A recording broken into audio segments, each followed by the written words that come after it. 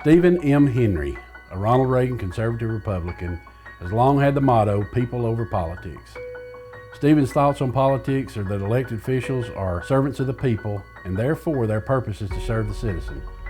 Since being elected as chairman of the Board of Commissioners in Catoosa County, Stephen has put in tireless hours doing just that, serving the citizens of the county.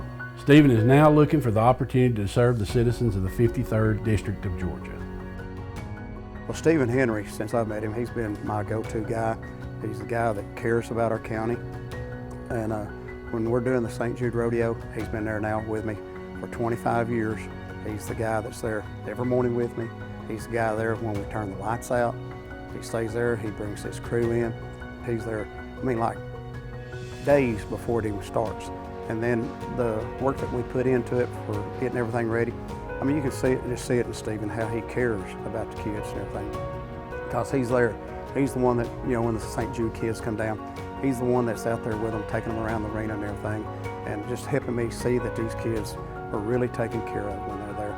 Because, kids in Stephen's life is a big, big thing. Stephen has a true passion for children. If you could just go down to the rodeo and see him, how he interacts with these children when they're there, it's just amazing to watch. It actually makes me tear up most of the time because he just loves children, he loves people, he loves his community, wants to see the best in everyone and everything. And I should know, because he's never home, he is always out working in the community doing something, volunteering his time for something, the senior citizen, the college and career academy. Very passionate about the younger part of the generation and the older part of the generation here in our community. When the pandemic hit, the vaccines became available. Stephen's view was that each American had the right to choose if they would be vaccinated or not.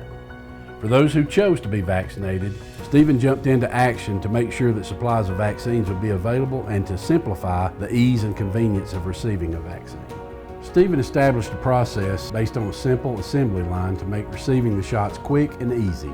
The person or persons receiving the vaccines didn't even have to leave their vehicle. Many days, over 1,000 people were receiving their shots with a wait time well under 15 minutes. As the pandemic had been going on for quite some time, I received a phone call from Stephen Henry, and he said, "Angie, we need to help our county residents in Catoosa County, and how can we best do that?"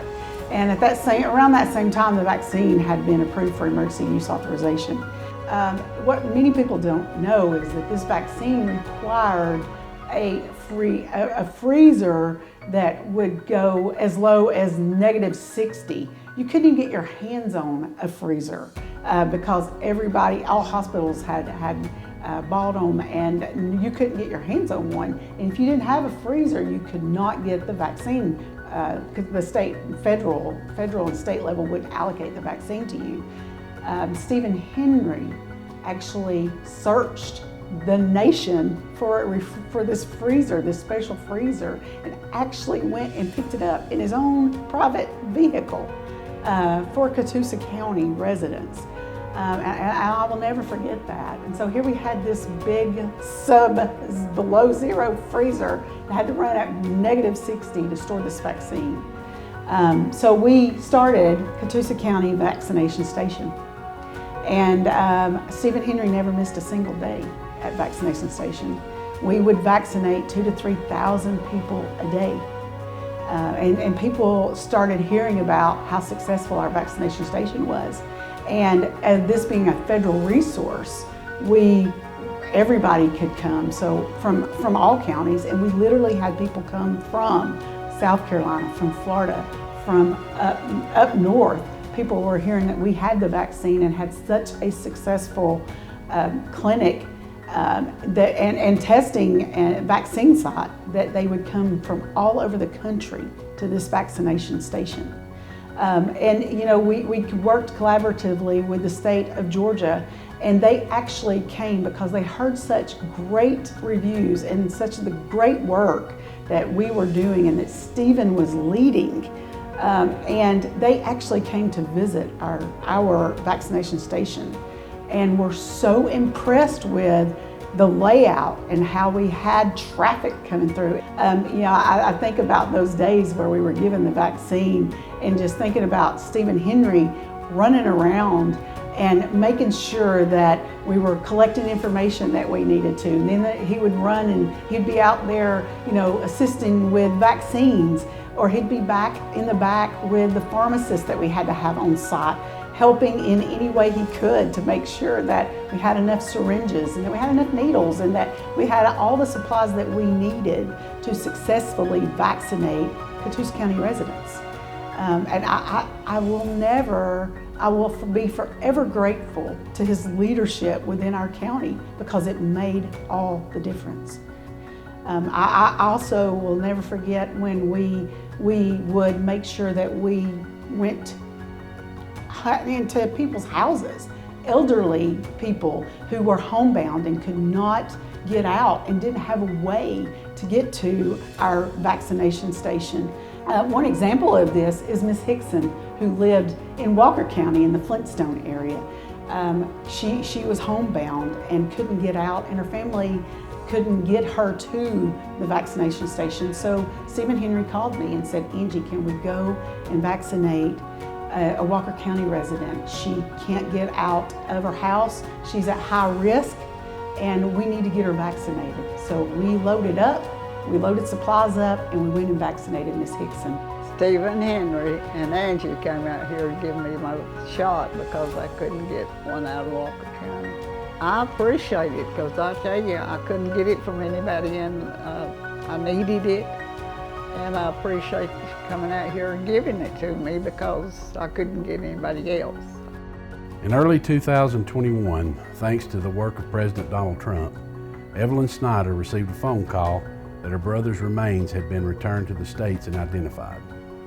Her brother, Corporal Henry Lewis Helms, had been missing in action for 70 years after serving the United States in the Korean War. While Ms. Snyder wanted a military funeral with honors for her deserving brother, the Biden administration threw up a roadblock at every turn. After learning of the difficulties that Ms. Snyder and her family were having with the Washington bureaucrats, Stephen Henry got to work. I'm not sure who brought Steve in, because I didn't know Steve until he came into the picture. And Steve Henry, and man, I'm telling you, he knows people and he knows how to get things done. This was out of sight. I mean, he arranged for us going to Atlanta to pick him up. He had the State Patrol to escort us back.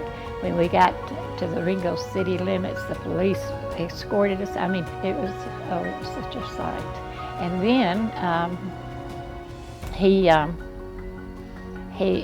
arranged somehow, I think, through different people that he knew, and the governor, Governor Kemp was one of them, I guess. They pulled it off. I mean, they got the full military honors, and the taps and the bagpipes, the works. It was wonderful. I was inside the funeral home, and someone came in and told me, "Oh, did you see the flyby that went over the funeral home?" And I said, "No." And they said, "Yeah." I said, "There was a couple of planes that flew over and circled." And I didn't know that. Well, that was all I heard. And then as the procession started down toward the, down Boynton Drive to the red light, the fire trucks and the big huge flag, and here's that helicopter. And and flags flying everywhere on our path, and people lined up. It was just, well, I feel like crying right now, just like I did then. But it was so wonderful, and I knew that Steve brought all that together. If Stephen hadn't been in charge of all that, I doubt if half of the memorial service would have been really stood out. It would have been a memorial service, and the family and I would have been pleased. But this, I haven't met a soul that was there that hadn't said how great it was, and of course, it's all due to Steve Henry. It really is. A few days after the funeral of Corporal Helms, Senator Jeff Mullis and Stephen Henry paid Evelyn Snyder a visit and surprised her by bringing Governor Brian Kemp and his wife Marty along. Steve called me one morning. This was after the memorial, and he was telling me, asked me if I was going to be at home and could they come up for a little while. He didn't say, he says, can we come up for a little while? I didn't know, you know, I said, sure, I'm here. And anyway, when he got here, as you know, he had the governor and his wife and Senator Mullis, and here's Steve, and he just kept on doing things that meant so much. Miss Evelyn, we got somebody to meet you. How you doing? Hey there. Oh my word. How you doing? Fine, I've seen you enough. I know who you are. I'm Brian Kemp. I'm Marty. Hi, You know Marty. your Senator Jeff Mullis? Yes, I met him. Yes, good to That's see our you middle too. daughter, Lucy. Y'all come on in. Well, we're honored to be here. Oh man, this We is got an a little honor. something. We got a commendation for you. We're so proud to have Corporal Helms back with us. I know it's been a long time. We're sorry. It has. Sorry for your loss, but we're just honored that he's home, and we wanted to tell you we'd be praying for you all, and we just appreciate his service and sacrifice.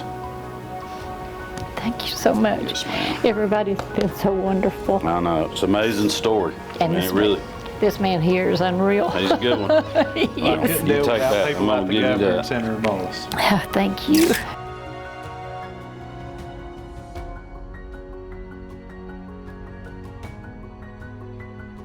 In November 2020, Chuck Schumer told the world exactly what was about to happen.